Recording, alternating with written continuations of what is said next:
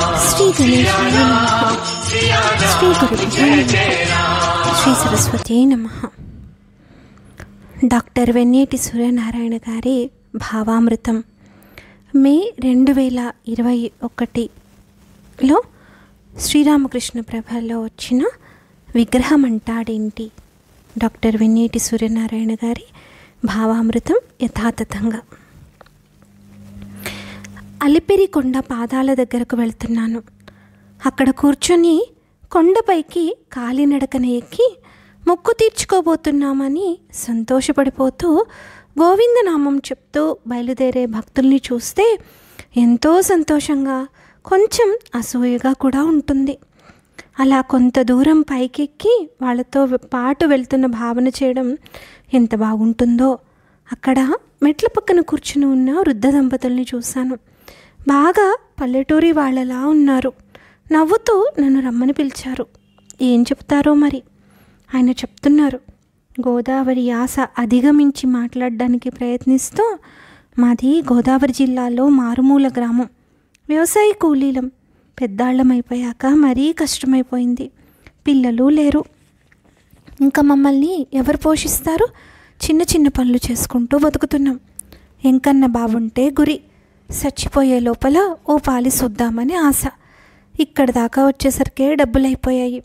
కాలినడకన ఎక్కే ఓపిక లేదు. ఏం చేయాలో తోచక ఇక్కడ కూసున్నాం. అంతలో ఓ చిన్న పిల్లొచ్చింది.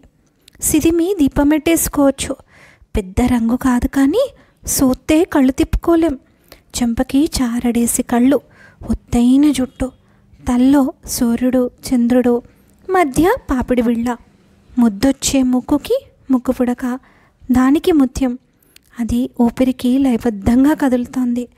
తల ఊపుతుంటే చెవి జూకాలు తాళం వేస్తున్నాయి. మాట్లాడుతుంటే పండితులంతా ఆ పిల్ల నోట్లో కూర్చొని మంత్రాలు చదువుతున్నట్లుంది. నవ్వితే మబ్బుల్లో మెరుపే. చేతులకి గాజులు, పైన వంకీలు, నడుముకి వడ్డాణం, కాళ్ళకి పట్టీలు. ముసలబ్బాయి, నన్ను మా అన్నయ్య దగ్గరికి తీసుకెళ్ళవా? నాకు కరెంట్ షాక్ తగిలినట్టయింది. ఎన్నాళ్ళైంది ఆ పిలుపు విని. నా పేరు ముసలయ్య. అది మా తాత పేరు. కేవలం అమ్మ మాత్రమే అలా పిలిచేది. నా కళ్ళ నీళ్లు తుడుస్తూ పదా పొదామంది. మా ఇద్దరికీ ఇంకో ఆలోచనే లేదు. ఆ పిల్ల ఏం చెప్తే అది చేస్తున్నాం. నా భుజం మీదకెక్కి కూర్చుంది. అహుం అహుం భూం అంటూ పైకి ఎక్కేస్తున్నాం. ఎన్నెన్ని తమాషాలు చేసిందో, ఎన్ని కబుర్లు చెప్పింది. వాళ్ళది శ్రీశైలమట. అన్నయ్య కొండ మీద ఉంటాడట. ఏం చిత్రమో, అన్నయ్య కన్నా గొప్పోడెవరూ లేరంట. ఏంటో మొత్తానికి అలిపిరి కొండెక్కేశాం. అదేంటో కొంచెం కూడా ఆయాసమూ లేదు, నీరసమూ లేదు. కాస్త ఆగమని చెప్పి చెంగున కిందకి దూకి గట్టెక్కి కూర్చుంది. కాలికి ముళ్ళు గుచ్చుకుంది. చూడండి ఎంత ముద్దొస్తున్నాయో ఆ ఎర్రటి అరిపాదాలు. ముళ్ళు దొరకలే. కడిగి చూడమంది. కడిగాను. ఏయ్ బుజ్జమ్మ, అక్కడ పసుపుంది రాయి. మా ఆవిడ కళ్ళ నిండా నీళ్లు. మరి వాళ్ళ నాన్న పిలిచినట్టు పిలిచింది. ఆవిడ రాసింది. నన్ను పారాణి పెట్టమంది. తల తడిసినట్టుంది. సాంబ్రాణి ధూపం వేయమంది. నిప్పులు అక్కడే ఉండడంతో ధూపం వేయగలిగాం. అక్కడ ఒక దీపం వెలిగించాం.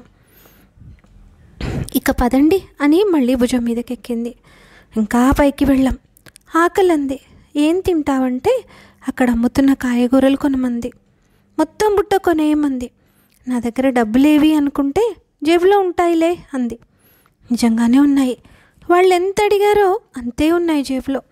డబ్బులిచ్చి తలెత్తి చూస్తే అంత బరువైన గంప తీసుకుపోయి జింకల మధ్యలో కూర్చొని పేరున పిలుస్తూ వాటిని ఆడిస్తూ ప్రేమగా తినిపిస్తోంది. అమ్మ పిల్లలకు పెట్టుకుంటున్నట్టు. అసలు లోపలికి ఎలా వెళ్ళిందో. మళ్ళీ కాసేపటికి బయటికి వచ్చేసింది. ఎలాగో తెలియదు మరి. బుజ్జమ్మ, కొత్త చీర కట్టు అంది. అక్కడే చిన్న దేవతామూర్తి దగ్గర ఉన్న బట్టలు చూపిస్తూ. ఆవిడ అలాగే పిల్లని లోపలికి చాటుకు తీసుకెళ్ళి బట్టలు మార్చి తీసుకొచ్చింది. అంత చిన్న పిల్లకు అంత పెద్ద చీర కూడా సరిగ్గా సరిపోయింది. బంగారు రంగు చీరలో మెరిసిపోతోంది నా తల్లి. బుజ్జమ్మ, నా దిష్టే తగులుతుందేమో అని సణిగింది. అక్కడ కర్పూరం ఉంది, తీయి అంది. పిల్లకు దిగదుడిసింది మా ఆవిడ. అరికాళ్ళలో దిష్టి చుక్క పెట్టి మెటికలు విరిచింది. మాతో ఉండిపోవే పిల్ల అన్నాం కన్నీళ్లు పెట్టుకుంటూ. ఎప్పుడూ మీతోనే ఉంటాలే అంది. మరి మీ అన్నయ్య అంటే పక్క నవ్వి, చీర కడితే నేను, పంచ కడితే అన్నయ్య, ఏంటి తేడా అంది. ఆ మాట పూర్తవగానే టపటపమని చిన్న చిన్న చినుకులు పడ్డాయి అంతటా. కానీ చిత్రంగా పిల్ల మీద పూలు కురిశాయి ఎక్కడి నుంచో.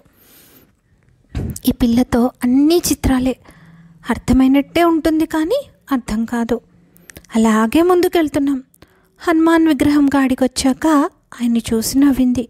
హనుమంతుడు నవ్వాడేమో అనిపించింది. అలా పోతా ఉంటే నరసింహస్వామి గుడి కనిపించింది. మేము దండమెట్టుకుంటుంటే తుర్రుమని లోనికి వెళ్ళిపోయి ప్రసాదం తెచ్చి మమ్మల్ని తినమంది.